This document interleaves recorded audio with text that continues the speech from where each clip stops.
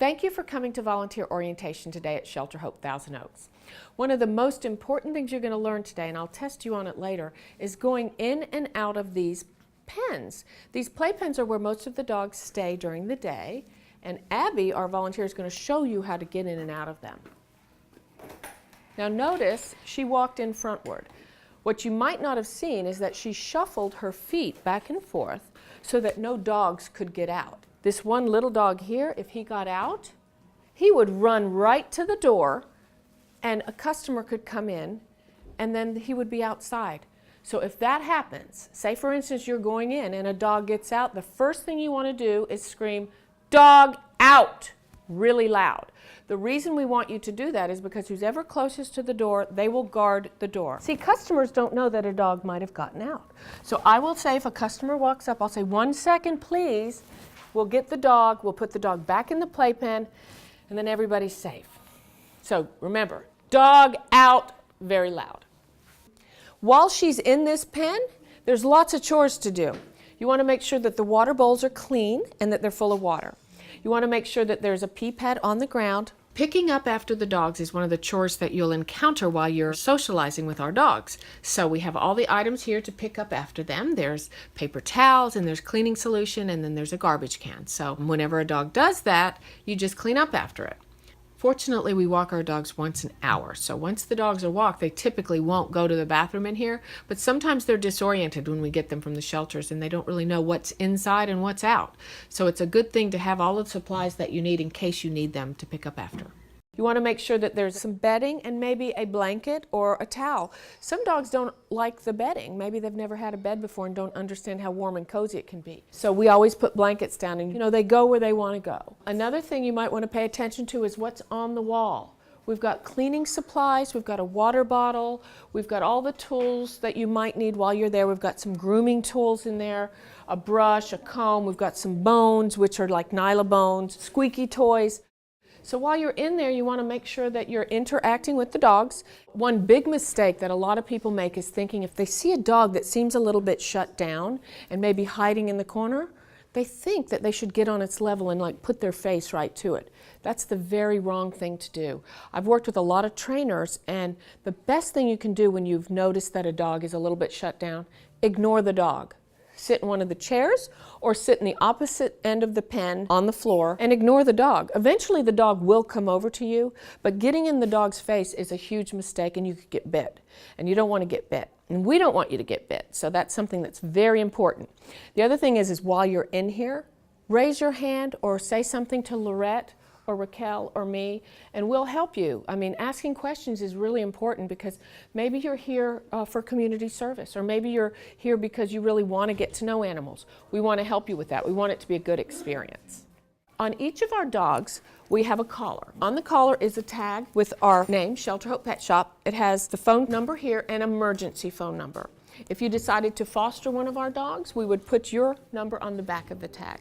So when you're here to volunteer, make sure that the dogs always have their tag on. For any reason it might have gotten off, let one of us know and we'll put it back on. The other thing is we always have a harness on the dogs. Particularly one of the reasons we use this harness is because we don't want to pull the dogs by the neck when we're walking them. It's real important for the dogs to feel secure and for us to feel secure, but by using the harness we pull them at the better part of their body and it doesn't, pull their neck out of joint. Some of these dogs have never been walked before on a leash, and it's good for us and it's good for them to feel like they have us right there and they learn to heel with us. While they're in here, you always want to take this off, so you take this off and you'll hang it over the pen like this. Notice there's a poop bag on here.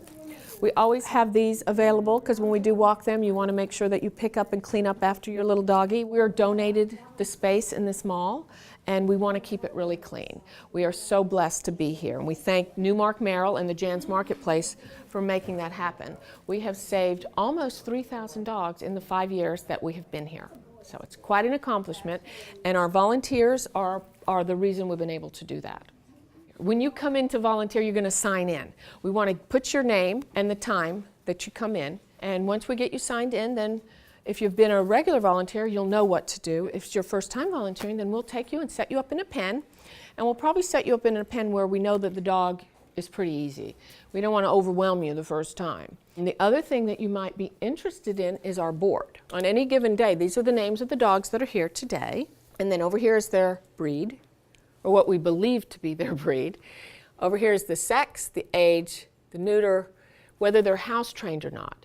Now we always tell people they're not house trained because in every new house, they're going to need a retraining, you know, because they need to know where the back door is. They need to know if they're going to be going out. They need to know if they need to hold it. But here we walk them, so hopefully they get out enough so that they don't do it in here. The most important part is the overnight foster. Are they going to CBW, which is Camp Bow Wow? Or is Susan going to take Miko home? Well, we know that when Susan came in this morning, she said she would take Miko. Susan is one of our regular fosters, so she will take Miko home until Miko gets adopted. It's so valuable for us. Fosters, we're always desperate for fosters, so if that's a question you have anything about, please come talk to us because we can get you set up. What about like health and safety? What if I have a cold? Yeah, if you have a cold, we generally say, please don't come here. There's only so few of us that have to be here every day, and if we get your cold, then we can't take care of the dogs. Cleaning up with this or washing at the sink is really good, but if you have a cold, just stay at home. We've got some people coming in right now to look at dogs, so what we will do when we see a group like that coming in with some children, we want to go over and make sure that the mother understands that, you know, we're not going to put our hands underneath, we're not going to take a baby and put it over, you know, we're going to be on top of it because they're children and they don't know, you know, we don't want them to get hurt. Are you guys looking for a doggy? Maybe? Okay. So when people are just looking for a dog, we don't try to pressure them. We do try to let them know that these dogs were at risk at one point in their lives and now they're safe. They don't have to feel bad when they leave here for not taking a dog. We recommend them going to a shelter. If they really want to save a life, they can go to a shelter. It's good for the public to see what the shelter system is all about because our tax dollars are paying to kill dogs and it's their tax dollars too. So we're a nonprofit. We're okay. These dogs are safe. But like, I would love it if they would go and see a shelter. Maybe not take the toddlers to the shelter, but you know. We have plexiglass over the fencing so that people that are coming in from the outside don't have the inclination to put their hands through and touch the dogs. We want people to interact with the dogs, but not until we put them in a safer environment. A lot of the dogs might be fence aggressive and they'll come right up to the fence and put their face here. And so we have plexiglass here so that you can still see the dogs, but that the dogs can't hurt you. We do have a description outside of each pen that describes the dogs. Jamie, she's a Spaniel mix. She's 2 years old. She's a female. She's spayed. She's up to date on her shots. And then we have a photo of her so that you can see, you know. And then we've got little Banjo. On any given day, we can have up to about 30 dogs in here. So these are necessary because a lot of the volunteers that are in here, they may only be coming once a week, or maybe they haven't been here in a couple of weeks and all the dogs that were here when they were here the last time have been adopted. This helps them stay up to date too. So when you're volunteering, you want to look at this, you want to get familiar with the dogs that are in here. And if you have any more questions about it, you can ask one of us because this is just the tip of the iceberg of the story of what's going on with these dogs. We can give you a lot more information. Like this volunteer's holding Pappas. He was found at one of the highest kill shelters in California, in San Bernardino, which is the primary source of where we get the dogs. I mean, we're fortunate to be in an area in Thousand Oaks where both of the shelters are considered low or no kill. But San Bernardino is high kill. We get dogs from San Bernardino, we get dogs from Bakersfield, Devore, Pomona, Riverside. Today we're getting a lot of dogs in from a situation where a woman had too many dogs and impregnated a lot of the other dogs on the property, and she has 26 dogs. And 19 of them will come here and then we'll filter out to other rescues. So it's really important to spay and neuter your dogs. All of the dogs here have been spayed, vaccinated. All of that costs money. Primarily the adoption fee does cover the cost for us.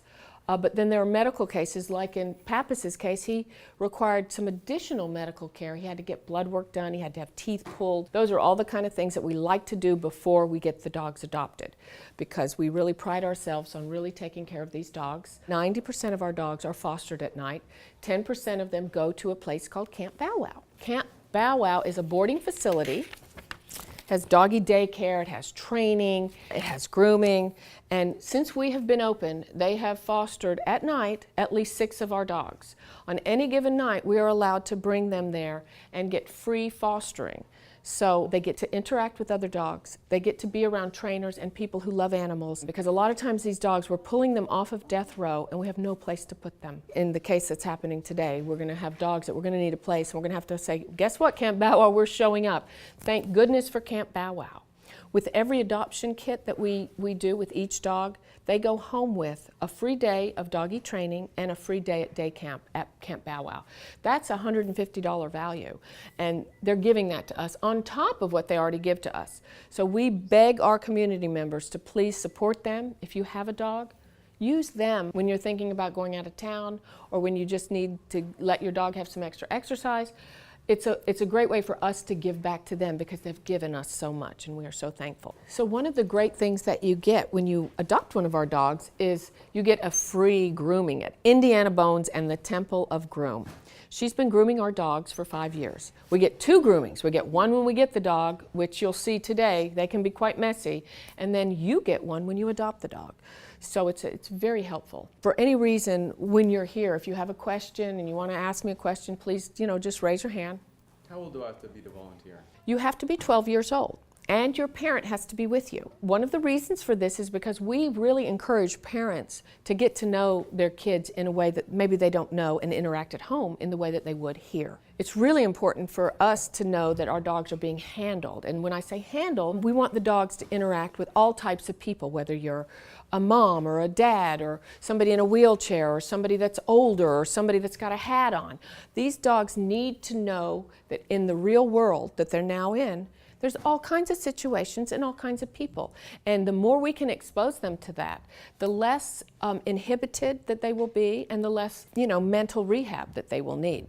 A lot of these dogs may never have been socialized, and that's why they end up at the shelter. Some people will get a dog and then they won't potty train it, and then they'll take it to the shelter because they've had it for a year and it doesn't know how to go outside and use the potty. Well, we can cure that simply with some consistent behavior training. But while you're here, it's best that you just ask us, and then we will show you, whether it's crate training, whether it's pee-pad training, or whether it's just consistently walking the dog every hour. So while you're here as a volunteer, if you see something like that and you have a question, let us help you, because we may have some answers that we can help you. We're not trainers, but we've definitely worked with a lot of trainers, and we know what works for our dogs. This is our rescue retail section.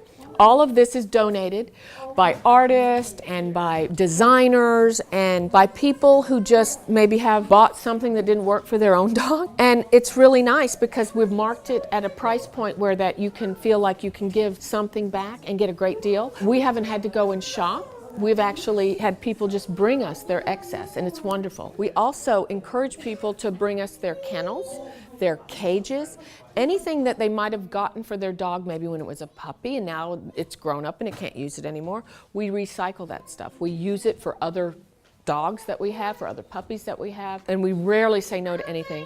We love to get donated dog food and things like that, but we do have a specific brand that we use. We use the Kirkland Costco Puppy and the Kirkland Adult Lamb and Rice. We also have a wish list on our website of things that you want to buy us, like bring us some paper towels. We always use paper towels.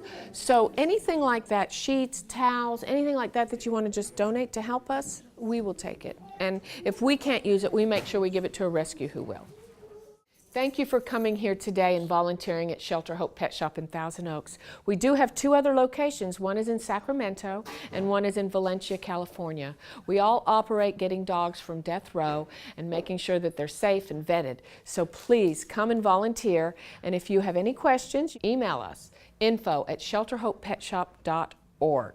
Remember, there are 5 million animals killed in America's shelters yearly. We've got to do something about it. And today you did. You volunteered. Thanks.